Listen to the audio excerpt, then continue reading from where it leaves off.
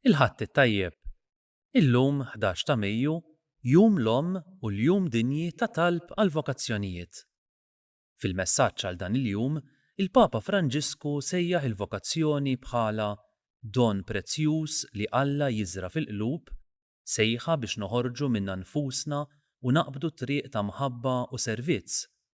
Kull vokazzjoni fil-Knisja hi sinjal tat-tama li Alla għandu għad-dinja u għal kull wieħed u waħda minn uliedu. Nilqakom għal din il-quddiesa mill-Kappella taċ-Ċentru tal-Vokazzjonijiet fis-Seminarju tal-Arċisqof tal-Virtù. Imexxi l-quddiesa tal-lum l-Arċisqof Charles Scicluna. Fiċ-ċelebrazzjoni tal-Ewkaristija tal-lum se jieħdu sehem ukoll Dun James Sajdon flimkien ma' Dun Jean-Claude Schembri li jieħdu ħsieb iċ-Ċentru tal-Vokazzjonijiet flimkien ma' diversi saċerdoti oħra, reliġjużi u lajċi ġejjin minn kongregazzjonijiet u istituti sekulari differenti il-koll involuti fil-ħidma għal vokazzjonijiet.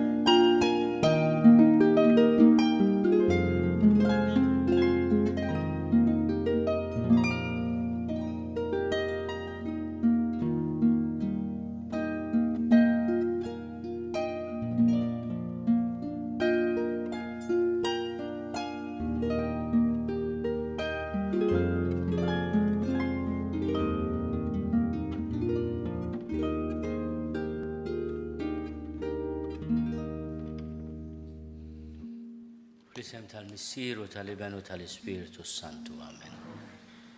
Il-paċi ma'kom. Mill-kappella fiċ-ċentru tal-vokazzjonijiet jew nitolbu għal-vokazzjonijiet kollha kemm huma, imma b'mod speċjali vokazzjonijiet saċerdotali u għal-ħajja reliġjuża. Nirringrazzjaw il-Alla wkoll tad-don tal-Papa il-ġdid Ljum 14 jew Leone. Nitolbu wkoll biex il-mulej ikompli jsettqu bl-erf, bil-paċi f'qalbu u bl-umiltà. U llum nitolbu ħafna wkoll għall-ommijiet, l-ommijiet tagħna, l-ommijiet madwar id-dinja kollha. Ħuti jew narfu ħtijietna biex nitħejjew tajjeb ħalli niċċelebraw il-misteri qaddisa. Mulej ħnina. Kristu ħnina. Mulej ħnina. Eħenna lina Alla li jista' kollox jaffrinna n-nubietna u jwassalna l-ħajja ta' dejjem. Glorja l-Alla fil-għolja ta' smewwien u paċi flat lil bnedmin ta' rida tajba. Infaħruk, imberkuk, nadurawk, naturġih, irrodulek ħajr għal-glorja kbira tiegħek. Mulej Alla Sultan tas-sema, Alla bissir li tista' kollox. Mulej Iben waħdini Ġesu Kristu. Mulej Alla ħaruf talla bil-missier. Inti tneħid nubiet tad-dinja ħenna lina. Inti tneħid nubiet tad-dinja il-qattal tagħna. Inti qiegħed fuq il-lemin tal-missier ħenna lina. Għaliex int waħdek qaddis, int waħdek mulej, int waħdek il-għoli Ġesu Kristu, mal-Ispiritu Santu fil-glorja tal-missier Alla. Amen. Nitolbu. U Alla ta' dejjem li tista' kollox mexxina lejn ix-xirka tal-ħenjin fis-sema. Biex aħna l-merħla ċkejkna tiegħek naslu fejn daħal qabilna r-raj qawwi tagħna. Ibnek Ġesu Kristu Sidna li Alla u li miegħek jgħix u jissaltan flimkien mal-Ispiritu Santu għal dejjem ta' dejjem.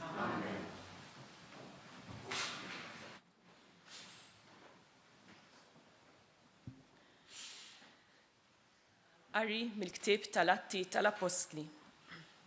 F'dak iż-żmien, Pawlu u Barnaba minn Perge baqgħu sejrin sa ma waslu f'Antjokja ta' Pisidja. F'jum is-sibt daħlu fis-sinagoga u qagħdu bil-qiegħda. U meta xterdet il-ġemgħa tas-sinagoga, ħafna kemm il-Lut u kemm il-Prestidji twajba marru ma' Pawlu u ma' Barnaba u dawn ħeġġewhom biex jibqgħu fil-grazzja ta' Alla. Is-sibta wara tista' tgħid il-belt kollha nġabret biex tisma' l-kelma tal-mulej. Il-Lut meta raw il-folol imtlew blejra u bdew imerru lil Pawlu jidawlu. Imma Pawlu u Barnaba bil-kuraġġ kollu qalu: hekk kien meħtieġ li l-kelma ta' Alla titħabbar lilkom l-ewwel. Billi intom qegħdin twarbuha u jidrilkom li ma tisħoqilkomx il-ħajja ta' dejjem, aħna se nduru fuq il-pagani. Għax hekk ordnanna l-mulej. Jien għamiltlek daw tal-ġnus biex twassal is-salvazzjoni sa truf fl-art. Il-pagani meta semgħu dan bdew jifirħu jigglorifikaw il-kelma tal-mulej u daw kollha li kienu magħżula għal ħajja ta' dejjem emnu. Hekk il-kelma tal-mulej baqgħet tixteret mal-art kollha. Imma l-Lut xewxu n-nisa twajba u magħrufa wkoll il-gbarat tal-belt u qajmu persekuzzjoni kontra Pawlu u Barnaba u keċċewhom il-barra minn arthom. Huma farfru għal fuqhom it-trab minn mar-ġrihom u marru Ikonju. Iżda tixxib li mtlew bil-ferħ u bl-Ispiritu Santu. Il-kelma tal-mulej. Aħna l-poplu tiegħu u n-naċ tal-mera tiegħu. Flimkien, aħna l-poplu tiegħu u n-naċ tal-mera tiegħu. Għajtu bil-ferħ lil-mulej fl-art kollha, għaqdu bil-ferħ lil-mulej, idħlu qudiemu bana ferriħi. Flimkien, aħna l-poplu tiegħu u n-naċ tal-mera tiegħu. Kunu għafu li Jaħwe u l-mulej u ħalaqna u aħna tiegħu. Aħna l-poplu tiegħu u n-naċ tal-mera tiegħu. Flimkien, aħna l-poplu tiegħu u n-naċ tal-mera tiegħu. Għax twajjeb il-mulej għal dejjem it-tjieba tiegħu, minn żmien għal żmien il-fedeltà tiegħu. Flimkien, aħna l-poplu tiegħu u n-naċ tal-mera tiegħu.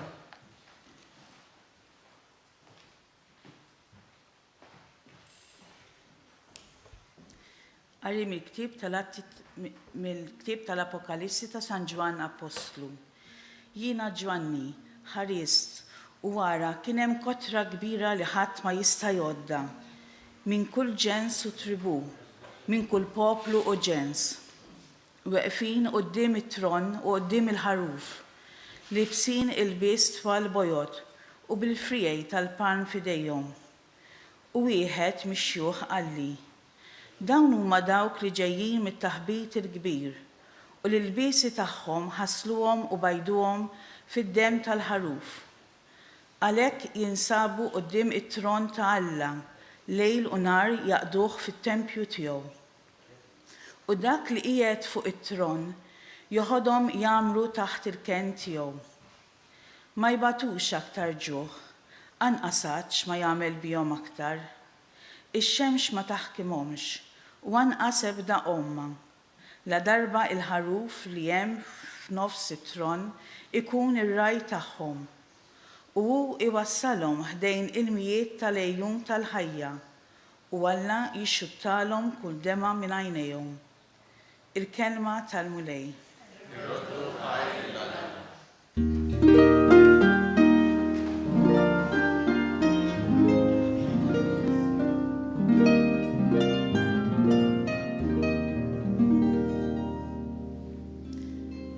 Jiena ir-raj tajjeb jgħid il-mulej, jien nira n-naċ tiegħi u n-naċ tiegħi jarfu lili.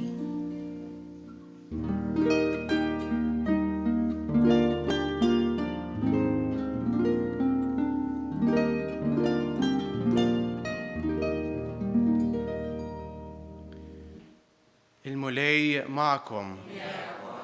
Qari mill-Evanġelju skont San Ġwan. F'dak iż-żmien Ġesu qal: In-naċ tiegħi jisimgħu leħni u jiena narafhom u huma jimxu warajja. U jiena nagħtihom il-ħajja ta' dejjem. U huma ma jintilfu qatt u minn idejja ma jaħtafhom li ħadd. Missieri li tajhom li huwa akbar minn kulħadd. U ħadd ma jista' jaħtafhom minn id il-missier. Jien u l-missier aħna ħaġa waħda. Il-kelma tal-mulej.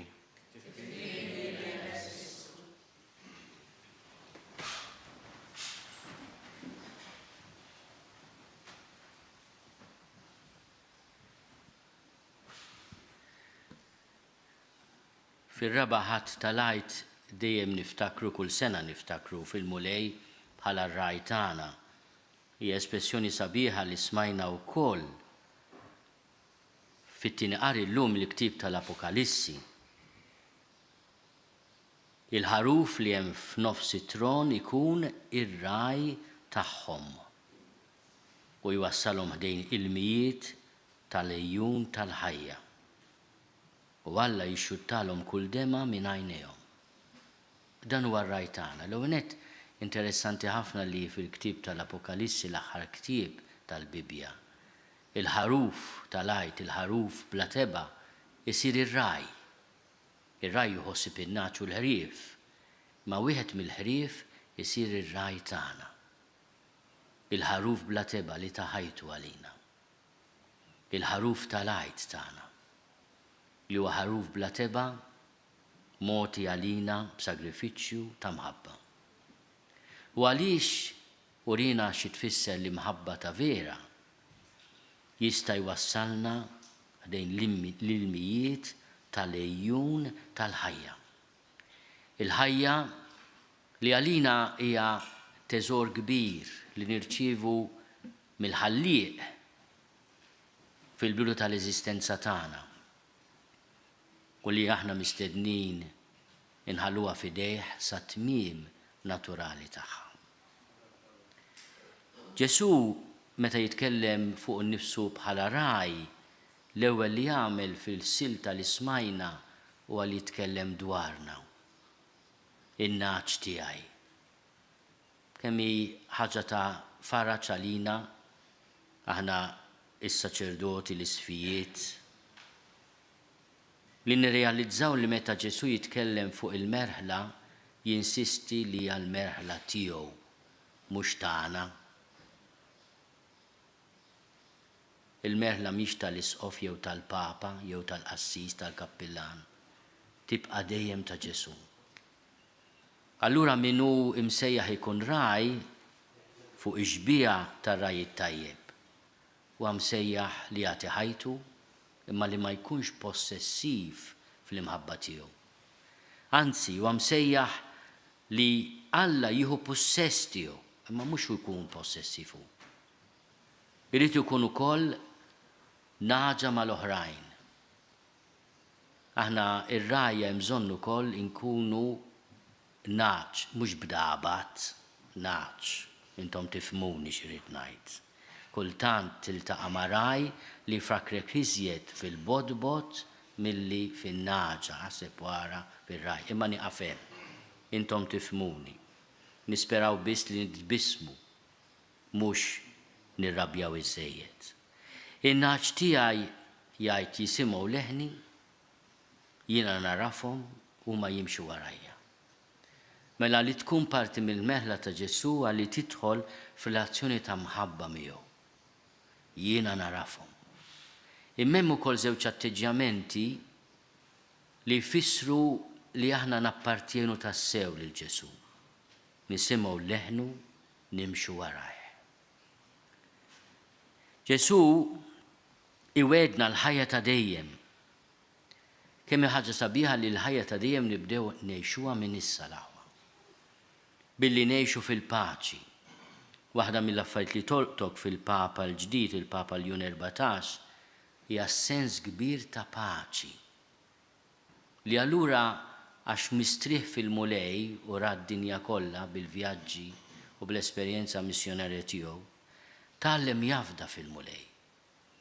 U f'dik il-fiduċja nislet fih għal kull min jafu personalment, mod speċjali l-Agostinjani, Tana u Malta u Għawdex, sens kbir ta' umiltà profonda.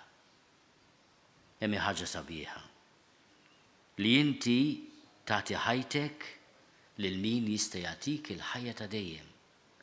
Tafda ħajtek f'min jista' jagħtik il-ħajja ta' dejjem. U trealizza li ħajtek mhux tiegħek, hija rigal.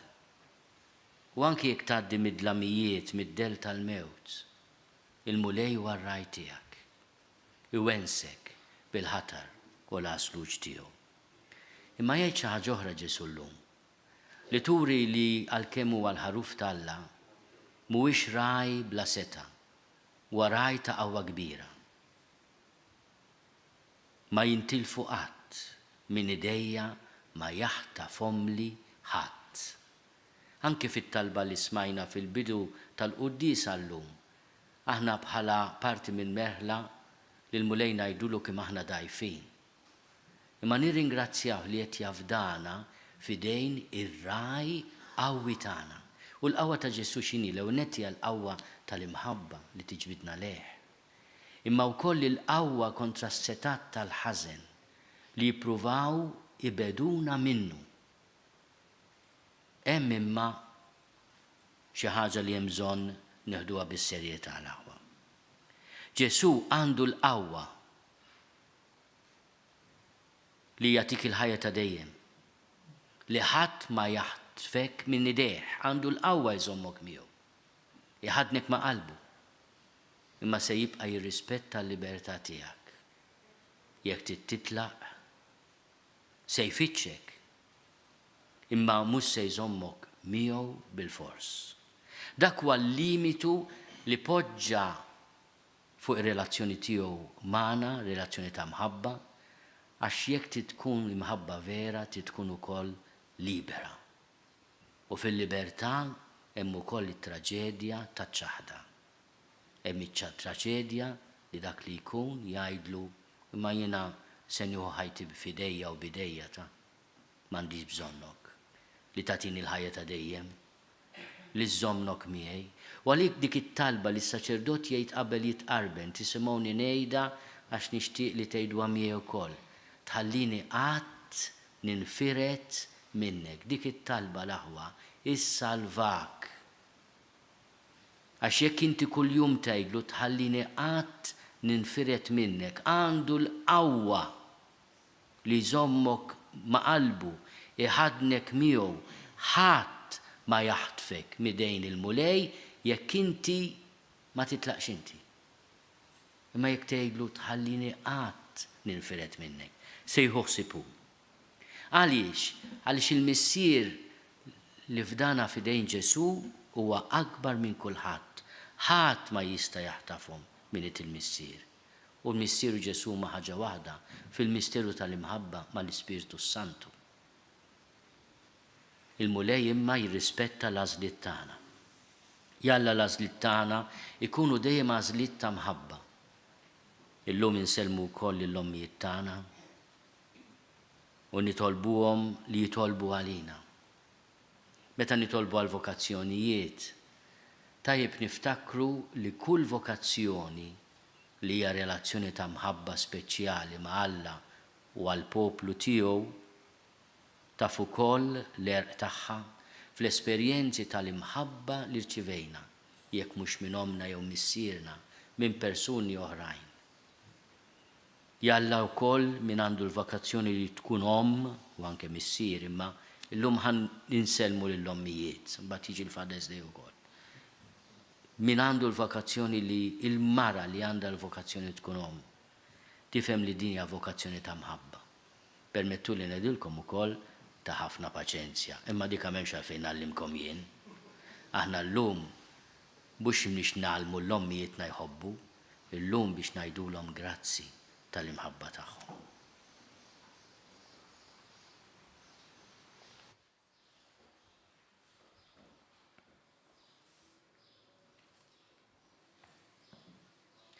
Jiena nemmen f'Alla wieħed il-missier li jista' kollox li ħalaq is-sema u l-art, dak kollu li jderu dak li ma jdirx.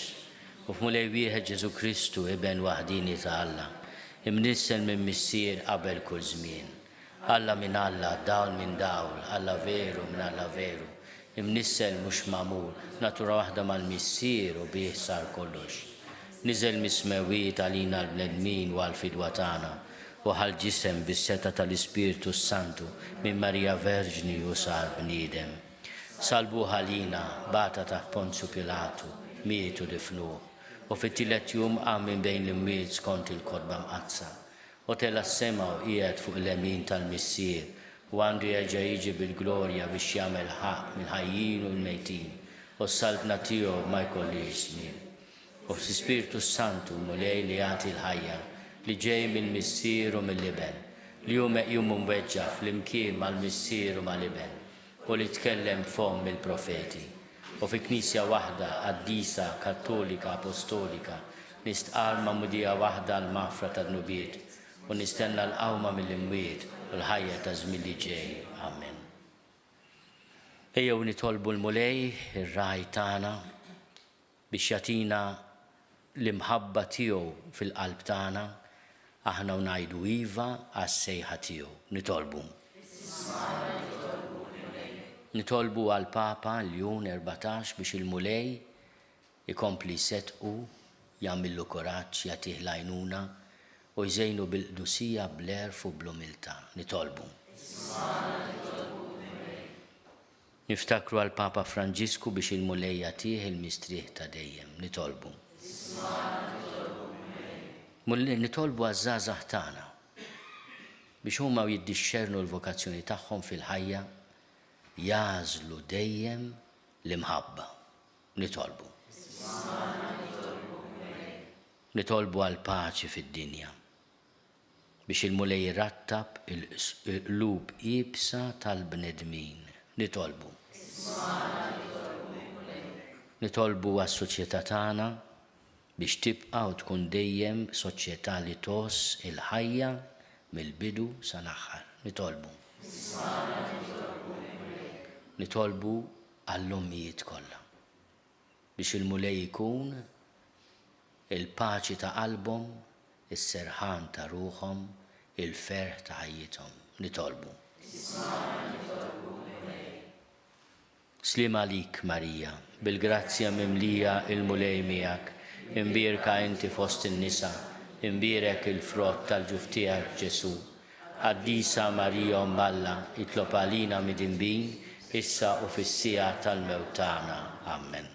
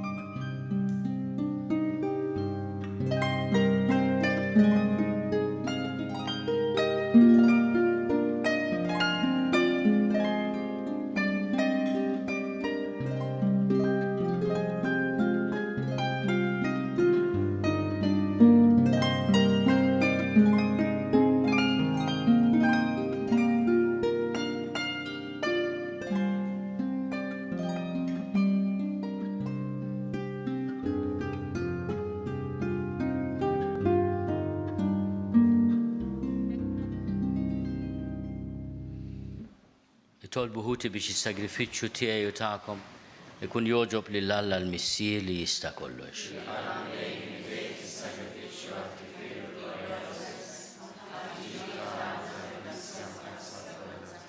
Għatina mulej li dawn il-misteri tal-għajt għanqluna dejjem ħalli roddulek ħajr biex il-fidwa li inti tajtna tibqa' taħdem fina bla qiegħda u tkun għalina għajn ta' ferħ bla tmiem bi Kristu Sidna. Amen. Il-mulej magħkom. Nerfgħu qlubna l fuq. Miżuħaj l-mulej Alla tagħna. Sewa u xieraq tas-sew mulej tajjeb u taġid għas-salvazzjoni tagħna. Li dejjem nistqarru l-glorja tiegħek iżda b'ferħakba nixandruha f'dan iż-żmien li fih ġie sagrifikat Kristu il-ħaruf tal-art tagħek u bl-offerta tal-ġisem tiegħu fis-sagrifiċċju veru tas-salib. Temm is-sagrifiċċji kollha ta' qabel u waqt li ntelaq f'idejk għas-salvazzjoni tagħna. Sara lina l-qassis, l-artal u l-ħaruf. Għalhekk f'dan il-ferħ tal-għajt imxerret ma' kull imkien fid-dinja, il-bnedmin kollha jimtlew bilena u l-qawwiet tas-sema mas-setat tal-anġli jinsġulek innu ta' glorja u bla qiegħda jtennulek. Qaddis, qaddis, qaddis, mulej Alla tal-eżerċiti, ismewtu l-art mimlija bil-glorja tiegħek. Osanna fl-oli tas-smawiet, imbirek minn ġej fisem il-mulej, osanna fl-oli tas-smawiet. Qaddis tas-sew int mulej, inti lajn ta' kull dusija. Għaddes għalhekk nitolbuk dawn l-offerti bil-barka tal-Ispirtu tiegħek biex isiru għalina l-ġisem u d-dem ta' Sidna Ġesu Kristu, li meta kien se jingħata biex minn raj ħibati ħal-ħobs, ratti l-ħajr qasam, tali d-disċipli tiegħu qal, ħudu u kulu l-koll minn dan, għax dan huwa ġismi li jingħata għalikom.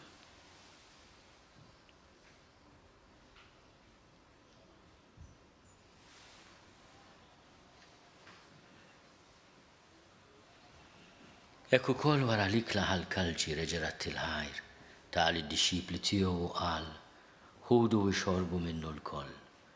Għax dan huwa l-kalċi ta' demmi tal-patt il-ġdid li jibqa' l dejjem. Id-dem li jxerret għalikom u għal-bnedmin kollha, għal-maħfra ta' dnubiet. Għamlu dan tifkira tiegħi.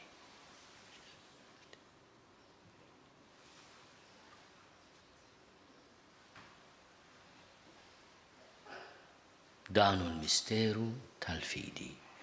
Inħabru l-mewt tiegħek mulej, inxandru bil-ferħ il-qawmin tiegħek, nistennewk sa ma tiġi fil-glorja. Għalhekk aħna nagħmlu dan tifkira tal-mewt u l-qawmin ta' Sidna Ġesu Kristu. Nofrulek mulej il-ħobs tal-ħajja u l-kalċi tas-salvazzjoni. U rrodulek ħajra xoġbok tilqana hawn quddiemek biex nagħduk.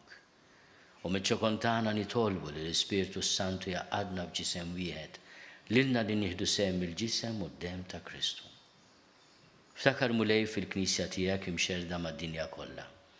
Wettaqa' fl-imħabba flimkien mal-Papa Ljun mal-miegħi għaddej tiegħek mingħajr ma jistoqli, mal-Isqof Joseph li qed jgħinni, mal-Isqof Anton u mal-Ministri tiegħek kollha. Ftakar ukoll futna li raqdu bit-tama tal-qawmien, ftakar fil-mejtin kollha. Daħalhom quddiemek fid-dawl tas-seb tiegħek. Ħena lina l-koll nitolbuk għati lilna wkoll il-wirt tal-ħajja ta' dejjem. Flimkien mal-Verġni Mqazzom Malla Marija, mal-Arus tagħha San Ġusepp, mal-Apostli u l-qaddisin kollha li jgħixu fil-ħbiberija tiegħek sa mill-bidu tad-dinja. Għamel li magħhom infaħruk u nsebħu b'Ġesu Kristu ibnek.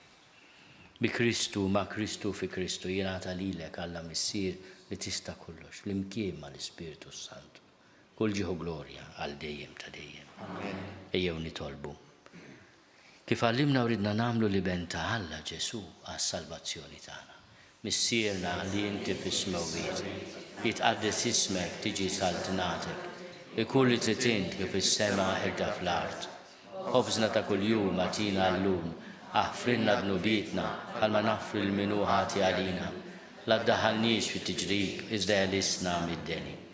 Eħlisna nitolbuk mulej minn kull deni, għatina fit-tjieba u l-ħnina tiegħek il-paċi fi żmienna. Biex inkunu ħilsa dejjem midnub u mħarsa minn kull inkwiet, aħna u nistennew u nittamaw ilena u l-miġja tas-Salvatur tagħna Ġesu Kristu. Mulej Ġesu Kristu li għat l-apostli tiegħek. Inħallilkom is-sliem, natikom is-sliem tiegħi. La tħares lejn dnubietna, iżda ħares lejn il-fidi tal-Knisja tiegħek. Għatija slimu laqda li jintrid fija inti taħxu s-saltan għal dejjem ta' dejjem. Amen. Il-paċi tal-mulej tkun dejjem ma'kom. Miegħek ukoll. Ħatu l-paċi lil xulxin.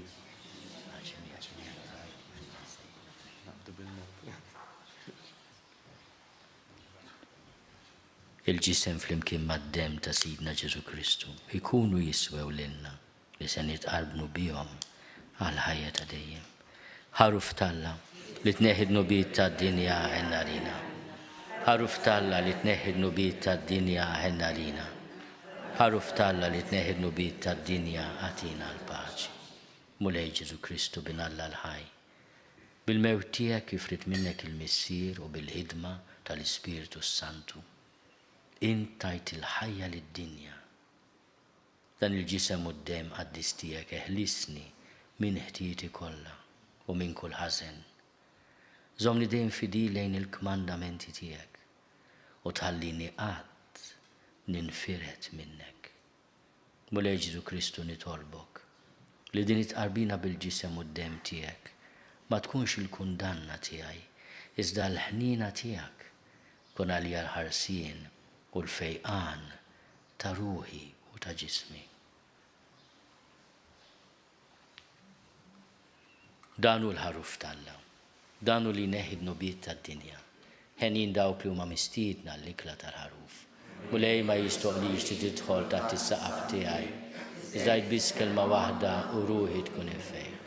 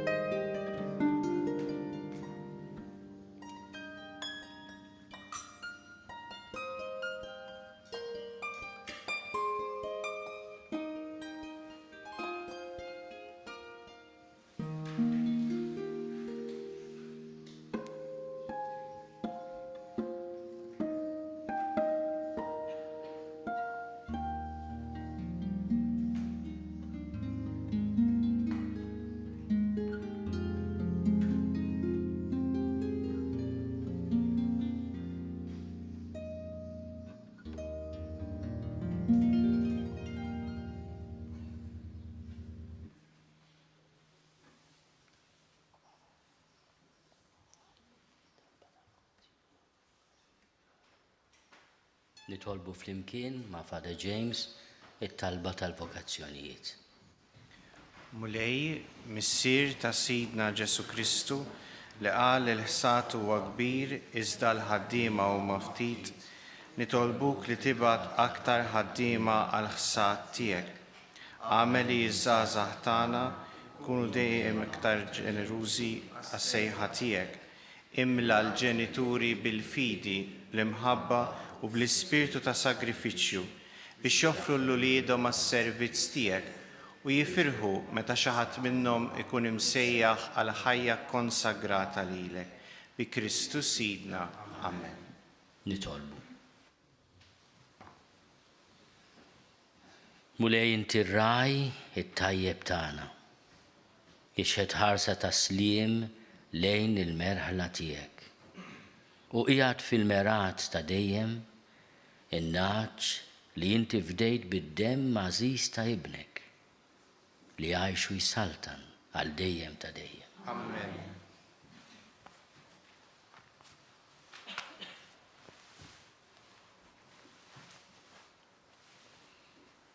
Nirringrazzja ħafna lir-rettur il-Father Jimmy, lill-kap tal-iskola, il-Father Jean-Claude, lill-Father James ukoll kap tal-direttur tal-vokazzjonijiet, lilkom il-koll tal-preżenza tagħkom, diversi reliġjużi wkoll li kellna magħna llum tal-preżenza tagħkom. Nitolbu ħafna seminaristi, mhumiex ħafna, jiena nitlob ħafna li jkollna iżjed dejjem. Nitolbu ħafna l-vokazzjonijiet. Il-mulej meta ħares lejn il-ħsat u l-ftit, l-ħaddiema ftit, għalna jitolbu. U nitolbu ħafna wkoll għall-ommijiet. Għal-barka li senat illum tmur b'mod speċjali għaż-żgħażagħ tagħna huma jażlu s-sejħa tagħhom u għall-ommijiet, għall-kull ommijiet, ħajjin u mejtin. Il-mulej magħkom. Iberikkom Alla li jista' kollox, il-Missier u l-Iben u l-Ispirtu Santu. Amen. Morru fil-paċi ta' Kristu. Irroddu